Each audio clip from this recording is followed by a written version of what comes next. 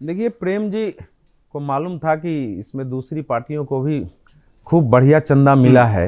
इन्होंने जरूर आंकड़ा देखा होगा, इसलिए अपने बचाव का ध्यान रखते हुए इन्होंने अपनी बातें रखी है। केवल बीजेपी को उस रूप में खलनायक नहीं बनाया जो कि ज्यादा मिल गया है इसलिए बनाया। हालांकि मैं कुछ आंकड़े पढ़ देता हूं कि पता चल जाए कि कैसे ज्यादा मिला है, किसको मिला है, तब मैं उत्तर दूंगा। मेरे पास देखिए 2022-23 का आंकड़ा है। इसमें बीजेपी को मिला है 1294 करोड़ 95 लाख और बीआरएस को मिला है 529 करोड़ 4 लाख। आप समझिए बीआरएस कहाँ की पार्टी है, छोटी सी पार्टी है। केवल बीजेपी को आप करें। उसके बाद आइए, तृणमूल कांग्रेस को मिला है 325 करोड़ रुपए, एक राज्य की पार्टी है।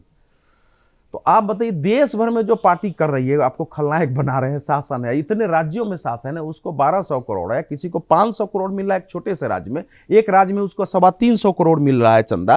कांग्रेस बेचारी को जरूर कम है 171 करोड़, लेकिन है उसके पास भी।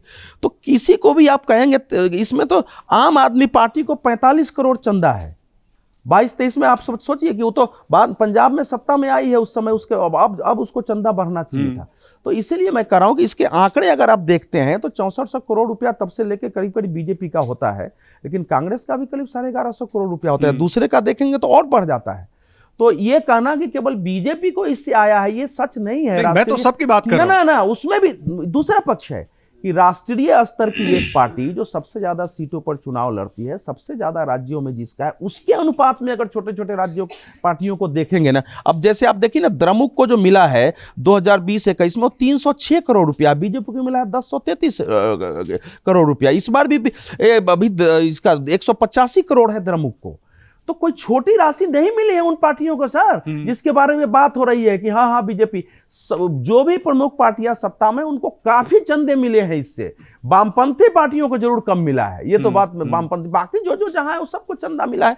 हम आते हैं दूसरी बात पर। देखिए, ऐसा है कि हम सब लोग इसके लिए लंबी से लड़ाई लड़ते रहे हैं कि हमारे यहाँ का चुनाव खर्च घटे, राजनीतिक पार्टियों का खर्च घटे, यह स्थिति हो कि एक आम आदमी भी जो योग्यता रखता है वो चुनाव लड़ सके सामने में। वो स्थिति हमारे देश में बनी नहीं है। धीरे धीरे खर्च बढ़ता गया और चुनाव आयोग ने तो, हम लोग देख रहे हैं कि 5 लाख से बढ़ाते बढ़ाते 40-60 लाख तक कर दिया है। अब चुनाव आयोग भी बढ़ाते जा रहा है। अब मुझे चुनाव 40 लाख में भी अब चुनाव तो होता नहीं है, क्योंकि व्यवहारिक बात है कि एक लोकसभा क्षेत्र में, मान लीजिए एक लोकसभा क्षेत्र में अगर आपके पास 1700-1800 भी बूथ है, तो केवल चुनाव के दिन का बूथ का खर्चा जो होता है औसत 10,000 रुपया होता है।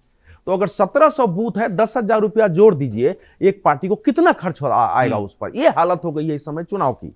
ये कोई भी पार्टी इस समय अगर खर्च नहीं करेगी तो ना उसको पोलिंग एजेंट मिलेगा, ना वहां कोई आदमी मिलेगा। आजकल पार्टियों की भी दशा खराब हो गई है, एकदम व्यवहारिक स्थिति है। हम लोग जब चुनाव लड़ते थे, हमारे बूथ पर 50 रुपए 60 रुपए आते। सर, लड़ाई खर्च की नहीं है ना, खर्च आप 10 लाख कीजिए, आप बताइए तो। सुनिए ना साहब, अब दूसरी बात आ रही है कि खर्च, हम लोग ये यहाँ बैठे हुए सब बड़े पत्रकार हैं, जो कॉर्पोरेट है, जो कंपनियां है, वो नहीं चाहती रही है कि हमारा नाम प्रकट हो कि हमने किस पार्टी को कितना चंदा दिया। उनको ये भय रहा है कि अगर हमने मान लीजिए कांग्रेस को ज्यादा दे दिया, बीजेपी को कम, बीजेपी सत्ता में आ गई तो हमारे विरुद्ध हो सकती है।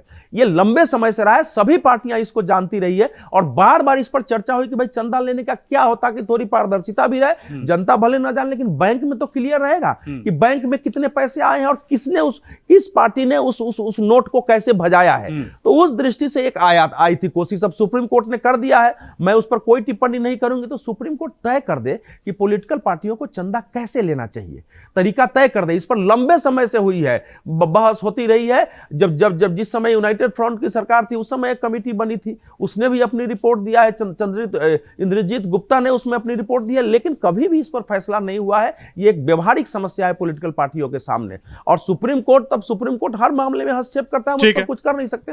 अब आइए, जहां तक सुनिए, अब यह है कि चंदा क्या हो, तो सवाल तो यह है कि सुप्रीम कोर्ट इसको असंवैधानिक घोषित कर दे रही है।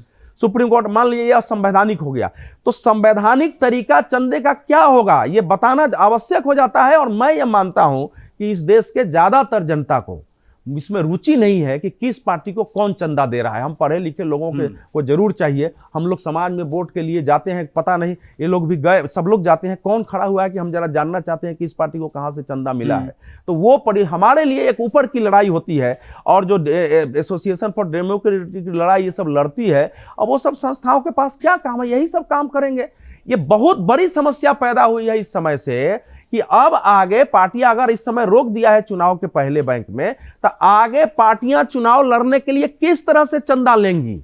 सभी पार्टियां इसीलिए इस पर खामोश है। बोलने के लिए तो कांग्रेस पर हम बीजेपी पर हमला कर रहे हैं। यही मैं समझना चाह रहा हूं, क्योंकि इतने बड़े फैसले के बाद भी जो खामोशी है, सोचने के बाद हुआ था कि बैंक से आदमी नोट जल्दी से अगर आप ये वीडियो YouTube पर देख रहे हैं तो हमारे चैनल को सब्सक्राइब करें और बेल आइकन को दबाना ना भूलें। अगर आप Facebook पर ये वीडियो देख रहे हैं तो हमारे पेज को लाइक करें।